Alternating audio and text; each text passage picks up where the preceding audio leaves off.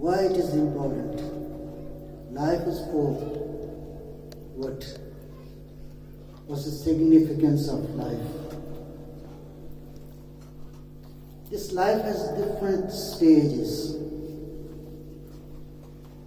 The first stage of life is inorganic, the life of Jamadat. I'm saying life. Jamadat, they have life. Because Quran says, يُسَبِّحُ لِلَّهِ مَا فِي السَّمَاوَاتِ وَمَا فِي الْأَرْضِ. All these mountains, all these things are praising Allah subhanahu wa ta'ala. So they have life.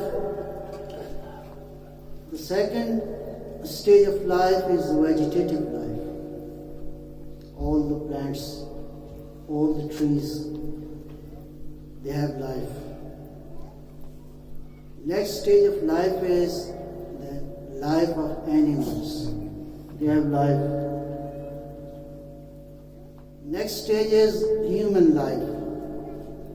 But this life is related to biological life. As the scientists, they have calculated according to their own research, you can see.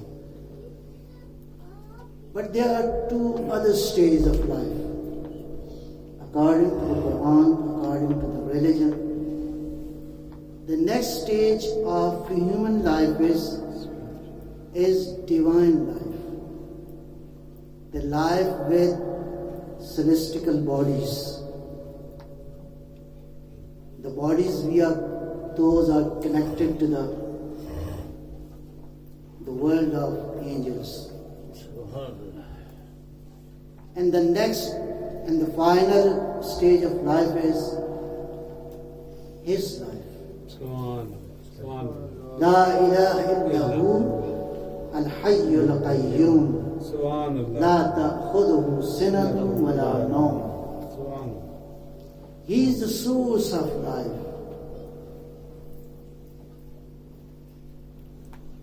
But the animal life, the living organisms, they are common in some traits, living traits. Normally these are 7. The first property of this life, this biological life, is organization. From unicellular to the multicellular. How much these are organized, you can't understand even. You can't comprehend how much these cells are organized with each other. The second property of these living organisms, it is metabolism. Metabolism means the enormous number of interlocking chemical reactions are taking place every second. Next property is homeostasis. Are you with me, inshallah? Yes. Recite the salawat, please.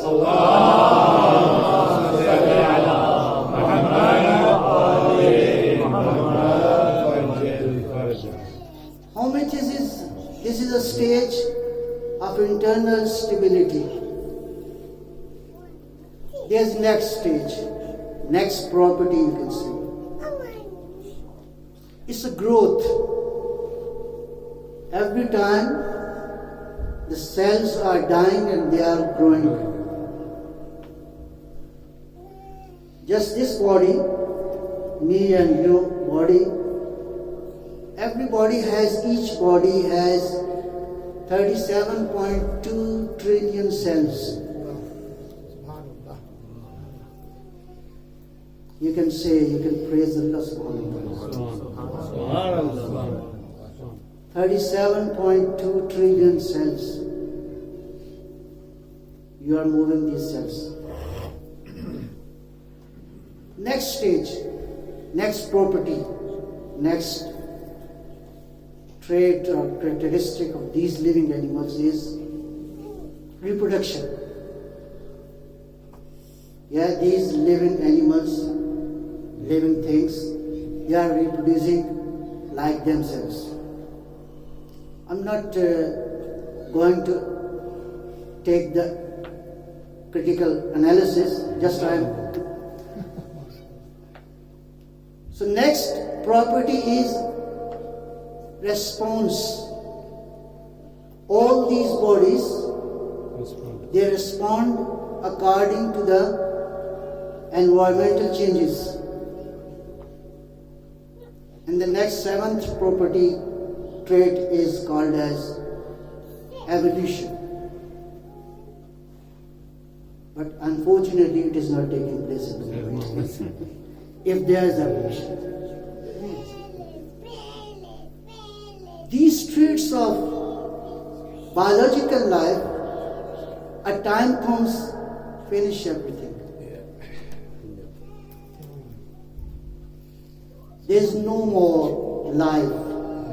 Yes, physical life has gone. So from here I should come to this conclusion. I should ponder where I will go after my body is shaken, is taken. So there's another step of life.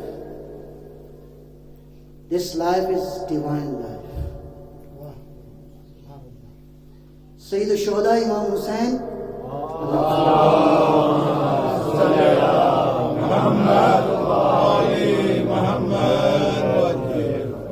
he has eternal life because now he is connected to the one who is called as Hayyul Qayyum.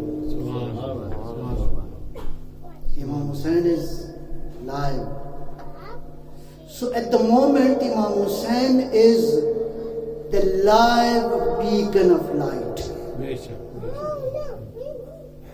He's a live source if you want to take guidance from him.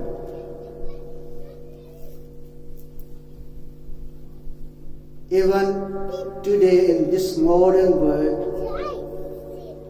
we can learn different lessons from Sayyid Shuhada alayhi salam.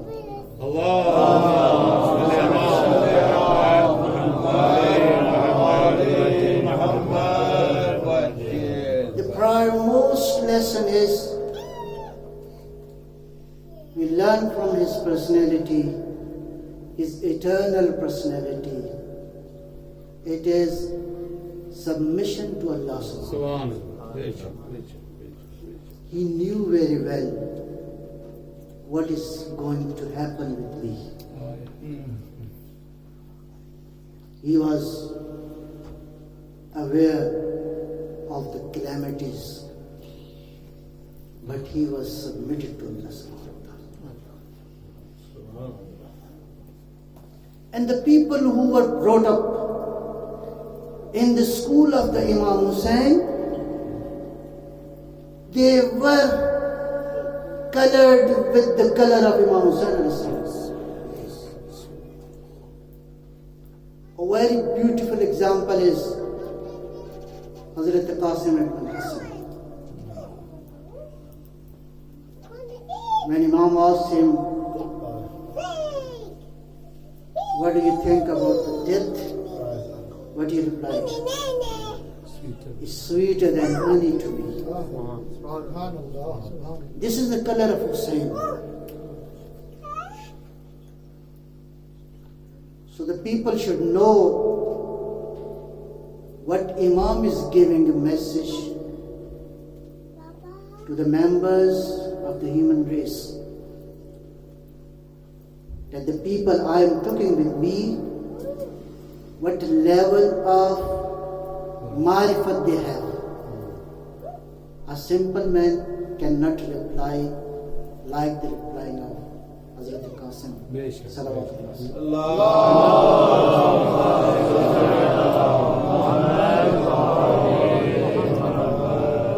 Finally, stood up and he decided to sacrifice his 6-month baby. Why he decided to sacrifice Sakina bint Hussain?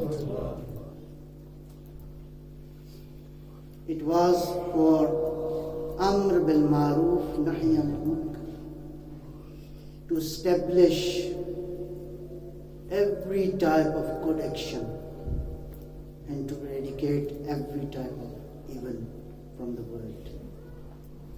So this is why he very clearly announced, إنما خرجت لطلب الإصلاح في أمة جدي أريد أن آمر بالمعروف وأنهى عن المنكر. صلوات محمد. اللهم صل على محمد وآل محمد. 40 کی زیارت جو کہ روایت ہے صادق کے صادق بیٹے امام صادق علیہ السلام،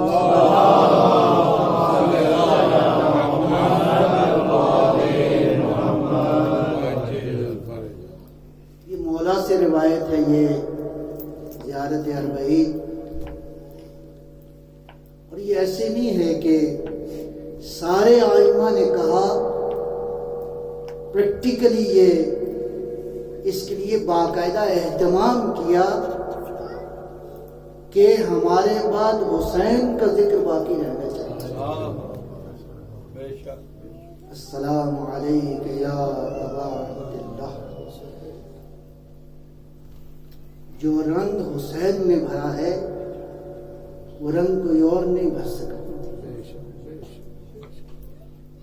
فرمایا بدل محجتہ فیک، اے اللہ حسین نے اپنا خون دیا تیرے راستے میں. لِيَسْتَنْقِذَ عِبَادَكَ مِنَ الْجَهَالَةِ وَحَيْرَةِ الضَّلَالَةِ.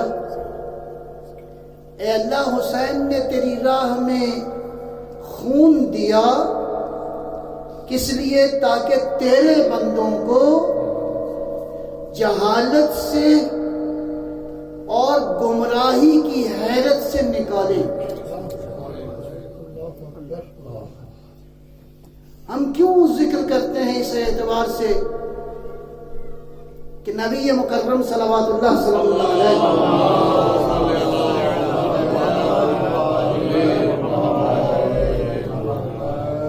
جس معاشرے میں تشریف لائے، اس معاشرے کو، اس دور کو زمانے جاہلیت کہتے ہیں.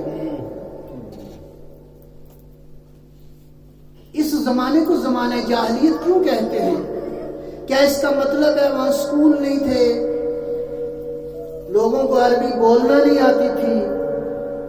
نہیں، عربی بولتے تھے لوگ، بلکہ اپنے زمانے کے ادب کے شاہکار کے خالق تھے. تو اس جاہلیت سے کیا مراد ہے؟ اس کا نقشہ نہج البلاغہ میں امیر کائنات صلوات اللہ صلی اللہ علیہ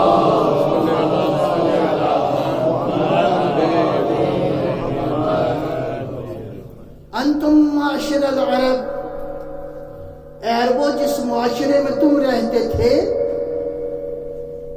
آقا مولا رسول اللہ کے آنے سے پہلے تم جس ماحول میں رہتے تھے، تمہارے پاس گھر نہیں تھے، تم جوہڑوں کا پانی پیتے تھے، تمہاری زندگی سانپوں کے درمیان تھی، اور قدم قدم پہ بت تھے، تم پوچھتے تھے. اللہ نے تم پر کرم کیا، اپنے آخری نبی کو بھیجا، اور آج جب نور کی روشنی آ گئی، انفارچونیٹلی لوگ اسی دین کو، اسی نبی کی حقیقت کو بھول گئے جس نبی نے ان کو سب کچھ عطا کیا تھا. زمانے جاہلیت کیوں کہا جاتا ہے؟ اس لیے کہ ضروری نہیں کہ انسان کے پاس انفارمیشن ہو اور وہ واقعاً عالم بھی ہو. آج کتنی کتابیں ہیں انٹرنیٹ کے اوپر، تو گن سکتا ہے؟ نہیں، کتاب کافی نہیں ہے جب کتاب کی حقیقت کو سمجھانے والا موجود نہ ہو. تو یہ ثابت ہوا کہ اگر کتاب کافی ہوتی تو اللہ نبیوں کو کم بھیجتا، کتابیں زیادہ بھیجتا. صلوات پر محمد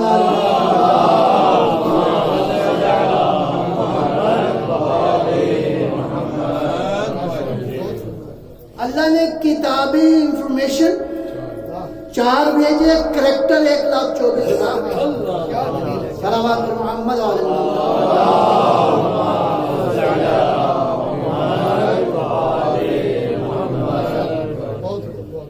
اور یہاں سے لے کر وہاں تک اس استاد کی ضرورت ہے، خالی دنیا کے لیے نہیں. روزانہ پڑھتے ہیں نا مالک یوم الدین، روزانہ پڑھتے ہیں، کہتے ہیں زبان سے تو یوم الدین کا مالک ہے. اب سورہ غافر میں ایک جگہ ارشاد فرمایا اس دن ایک آواز آئے گی لمن الملک اليوم، آج کس کی حکومت ہے. زندگی میں تو کہتے رہے مالک یوم الدین، اس مرحلے میں بھی ضرورت پیش آئے گی کہ یہ جو کہتے رہے ہو آج مشاہدہ کرو اور ذرا بتاؤ آج کس کی سلطنت.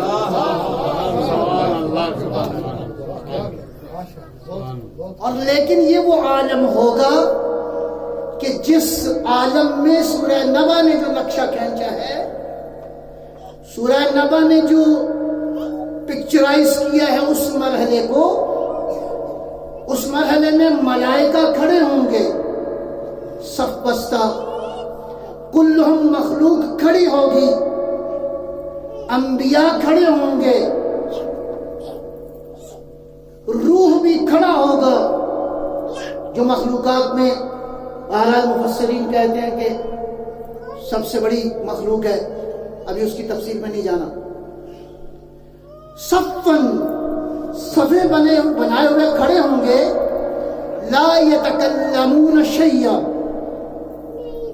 گویا ایک لفظ بھی نہیں کہہ سکتے ہوں گے. کس کی جرأت ہے اس بارگاہ میں کھڑا ہو کر کو گفتگو کرے؟ کسی کے سینے میں اتنی جرأت؟ جبرائیل جیسا خاموش ہوگا، انبیاء خاموش ہوں گے، ایک سکوت ہوگا پوری کائنات کے اندر. عالم غیب سے آواز آئے گی لمن الملک اليوم، آج حکومت کس کی ہے، آج ملک کس کا ہے، آج سلطنت کس کی ہے؟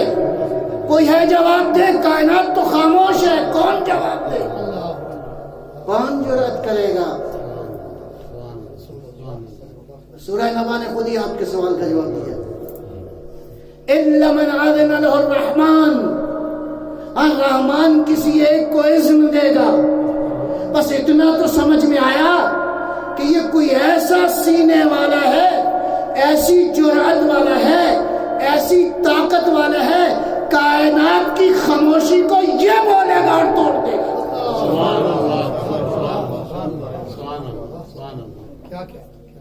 اور اعلان کرے گا قال صوابا، جب اسے اذن ملے گا تو وہ بالکل ٹھیک ٹھیک حقیقتوں کو بیان کرے گا. کہے گا پروردگار آج تیرا ہی ملک ہے، تیری. صلوات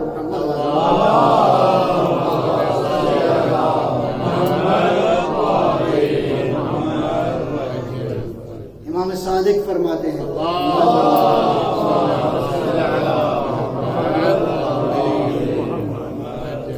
خدا کی قسم وہ ہم ہیں جن کو اذن ملے گا. لیکن آیت کا سیکھنس مجھے ایک اور بات بھی بتاتا ہے.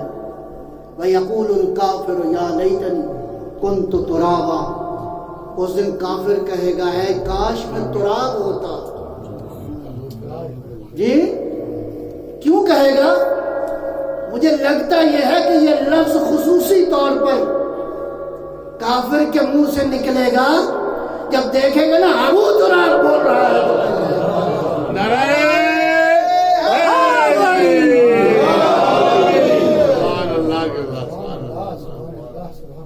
لیکن بادشاہی اسی کی ہے. اس بادشاہی کا تعارف کروانے کے لیے آج اللہ نے جس کا انتخاب کیا ہے وہ حسین ابن علی. کون کہہ سکتا تھا کہ یہ لفظ صدیوں کے بعد ثابت ہو جائیں گے؟ ذرا اپنے ذہنوں میں مجسم کرو اس ماحول کو کہ یزید تخت پہ بیٹھا ہے، فوج کے سینئر بیٹھے ہیں، کرفیو کا عالم ہے، کسی میں یارہ کلام نہیں، کوئی بول نہیں سکتا.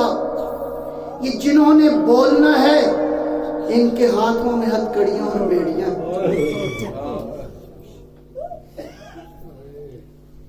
یہ رسیوں میں بندھے ہوئے بے بس لوگ آج اس نے دیکھنا ہے علی کی شجاعت کو.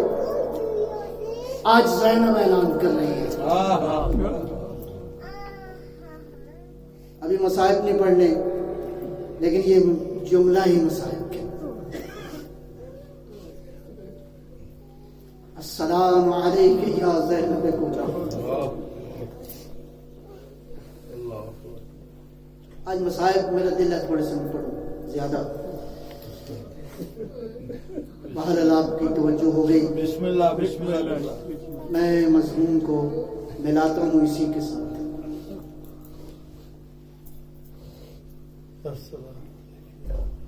آج علی کی بیٹی نے ایک اعلان کیا.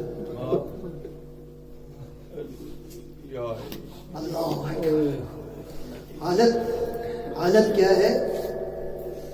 بولا امام زین العابدین کہتے ہیں ہمیں رسیوں میں اس طرح باندھ کے لایا گیا جیسے جانوروں کو ایک رسی میں باندھ.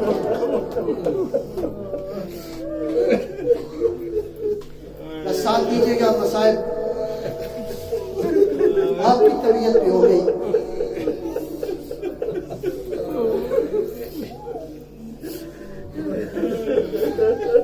اٹھی علی کی بیٹی. انی لاستصغرک یا یزید، یزید میں تجھے بہت پست سمجھتی.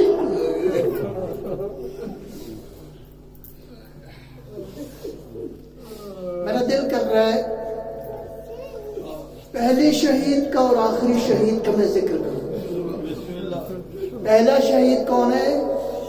حسین کا غریب مسلم ابن حقیق. کچھ شباہتیں ہیں. ایک شباہت عرض کروں کہ جب جناب مسلم زخموں سے چور تھے،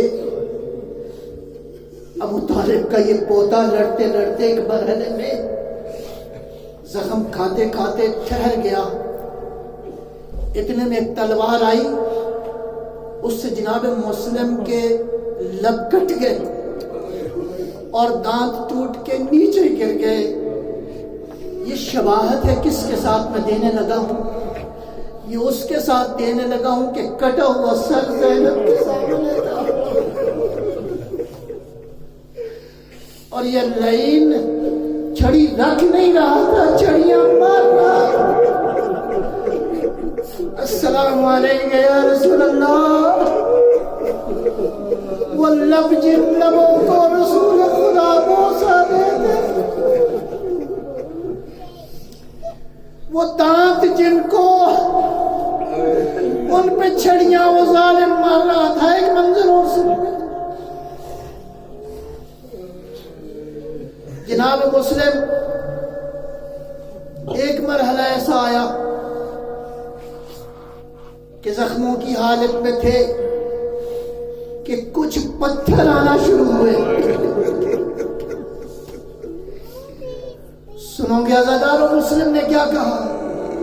کہا پتھر تو ایسے مار رہے ہو جیسے کفار کو مارے جاتے ہیں، او خدا کا خوف کرو، میں اہل بیت میں سے ہوں۔ مجھے ایک منظر یاد آ گیا، مقاتل نے لکھا ہے جب حسین زہرا کا لال زخم کھا کھا کے چور ہو چکا، پتھر آنا شروع ہوئے، حسین کی پیشانی میں ایک پتھر لگا، اتنے میں کہتے ہیں کہ ایک سے شعبہ تیر آیا، یہ سے شعبہ تیر قلب حسین پہ لگا۔ عزادارو عالی آواز، عزادارو اس مرحلے میں مقاتل نے لکھا ہے کسی بی بی کی آواز آئی، قال قائلون، آواز آئی یا بنیا قتلوک ما عرفوک من الماء منعوک وابنا وحسین۔ فاطمہ زہرا رو رو کے کہہ رہی تھی او میرا لال کیا کروں؟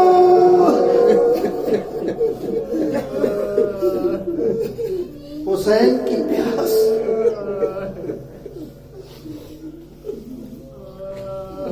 پتہ ہے نا پیاس کے مرحلے ہوتے ہیں، ایک مرحلہ ہوتا ہے پیاس لگتی ہے، سینے میں آگ بھڑکتی ہے، اس سے اگلا مرحلہ یہ ہوتا ہے کہ پیاس کے نتیجے میں زبان خشک ہو جاتی ہے، اگلا مرحلہ یہ ہوتا ہے کہ یہ جلد پھٹنے لگتی ہے۔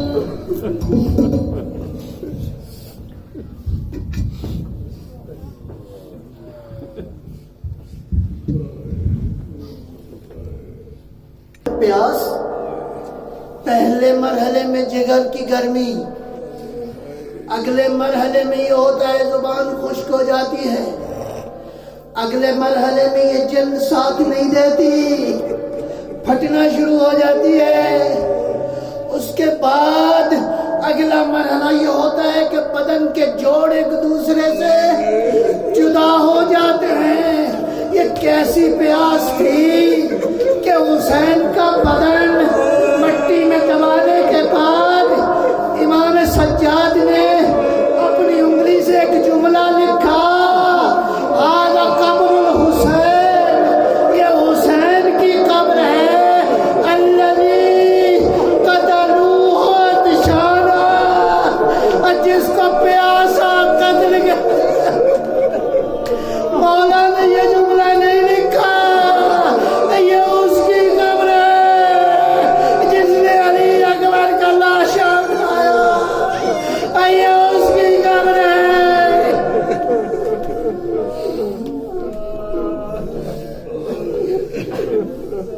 عزادارو ایک روایت ہے امام محمد باقر کی، کہتے ہیں لما قتل جدی الحسین فی ارض کربلا، جب میرا جد حسین قتل ہوا نا کربلا کے میدان میں، ہم پڑھتے ہیں نا حسین تیرا وہ غم ہے کہ جو آسمان والے بھی روئے اور زمین والوں نے بھی گریہ کیا۔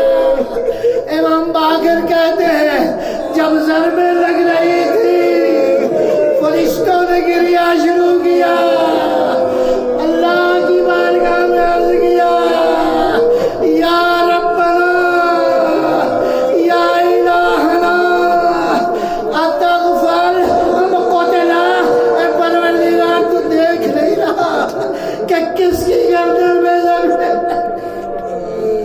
آواز قدرت آئی فقر ملائکتی، اے میرے ملائکہ صبر کرو، میں اس کا انتقام لوں گا۔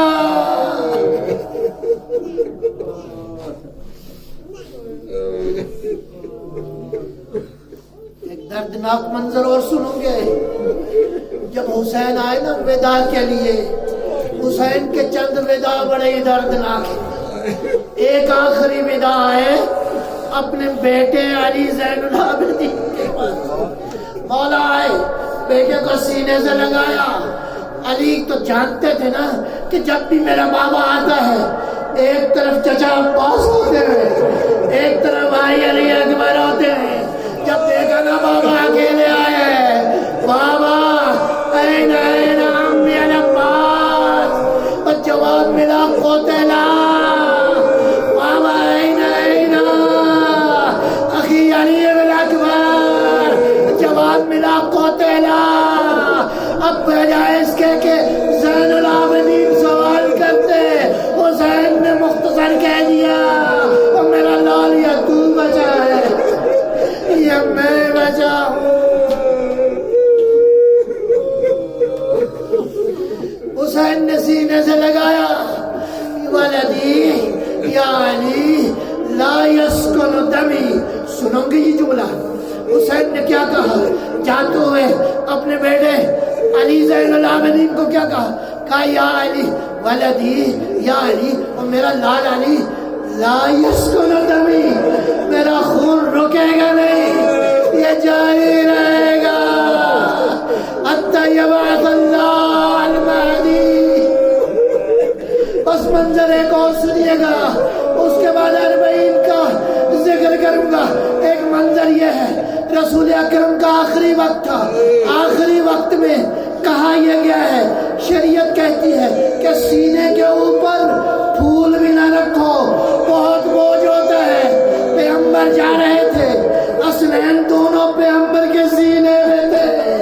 علی قریب گئے, ہٹانے کی کوشش کی, کہا یا علی ان بچوں کو نہ ہٹاؤ, مجھے ان کی خوشبو لینے دو. یا رسول اللہ, دیکھتے اس منظر کو, وہ منظر کیا تھا, ٹلہ زینبیہ میں کھڑی دیکھ رہی تھی. امام زمانہ کہتے ہیں وَالشِّبْرُ جَالِسٌ لَنَا, اور شبر حسین کے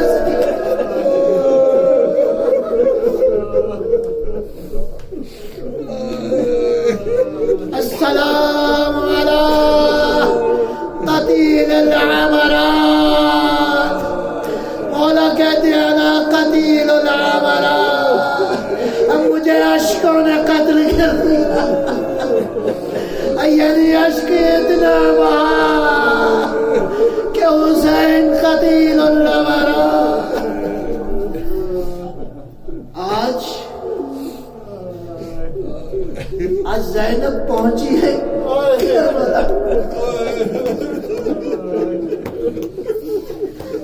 جب چلی شام سے تو قیامت کا منظر تھا. پیغام آیا کہ ہم آپ کو آزاد کرتے ہیں. کہا یزید سے کہو میری 3 شرطیں ہیں. ایک یہ کہ ایک گھر دے دو تاکہ میں حسین کا ماتم عزادار و مجلس حسین گھر میں رکھو. یہ بی بی زینب ہے. کہا دوسری شرط یہ ہے کوئی ایک جائے جو ہمیں مدینے تک لے جائے, اور تیسری شرط یہ ہے لوٹے ہوئے تبرکات. یزید کہتے ہیں 2 تو میں پورا کر دوں گا, لیکن تبرکات تو خدا جانے کون کہاں لے گیا. ہاں ایک ہو سکتا ہے میں ان کی قیمت دے دوں. سنو کہ مولا زین العابدین کا جواب, کہا یزید تو قیمت کیا دے گا, وہ کرتا جو میری ماں نے سیا اس کرتے کی تو قیمت کیا دے گا. عزادارو ایک گٹڑی آئی, اس میں کچھ چادریں تھی, اس میں کچھ زیورات بھی تھے, چھوٹے چھوٹے گوشوارے. بہرحال سر بھی آنا شروع ہوئے, ایک ایک سر آتا گیا. علی اکبر کا سر آیا, ماں اٹھی, بین کرنا شروع کیا, اور میرے لال علی اکبر. قاسم کا سر آیا, سر آتے رہے, بیویاں ماتم کرتی رہی. حسین کا سر آیا، تڑپ کے اٹھی زینب کبریٰ، اور میرا بھائی عزاداروں دو سر ایسے تھے جن کو رونے والا کوئی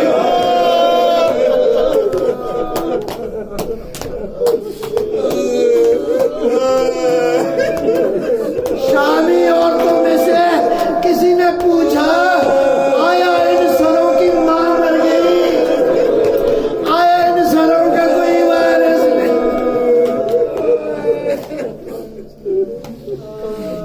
قافلہ تیار ہوا چلنے کے لیے شام سے کربلا کی جانب، سب لوگ سوار ہو گئے، اتنے میں ایک بی بی نظر نہیں آ رہی،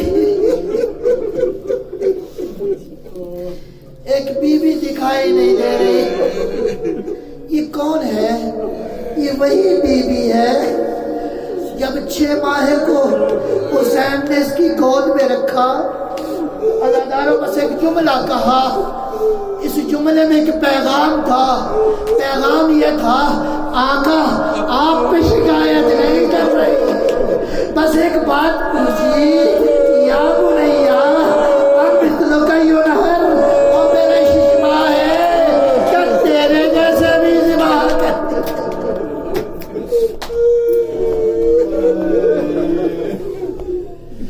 زین العابدین بیٹا آپ کی ماں رباب نہیں نظر آ رہی؟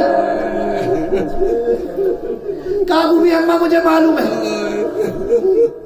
دونوں زینب کبریٰ اور زین العابدین بڑے زندان شام کی طرح اس کمرے کی جانب جہاں ایک ننھی سی خبر تھی، زینب قریب پہنچی، پاوش کا علایا شانہ کا رباب اٹھو جانے کا وقت ہو گیا ہے، ہم نے مدینہ جانا ہے۔ رباب نے نگاہ کی، کہا بی بی میرا مدینے میں گئی، میں اس خبر کو چھوڑ گئی۔ عزاداروں بس آخری منظر پہنچا قافلہ، بس ان مسائب کے بعد تابوت لے آئیے گا۔ پہنچی زینب کہاں پہ؟ کربلا۔ جاتے ہوئے کیا ہوا تھا؟ ہاتھ پسے گردن بندھے ہوئے تھے، کنجے شہیدہ سے گزری، بس اپنے آپ کو گرایا، ایسے آئی زین سے زمین پہ جیسے عباس کٹے ہوئے بازوؤں کے ساتھ۔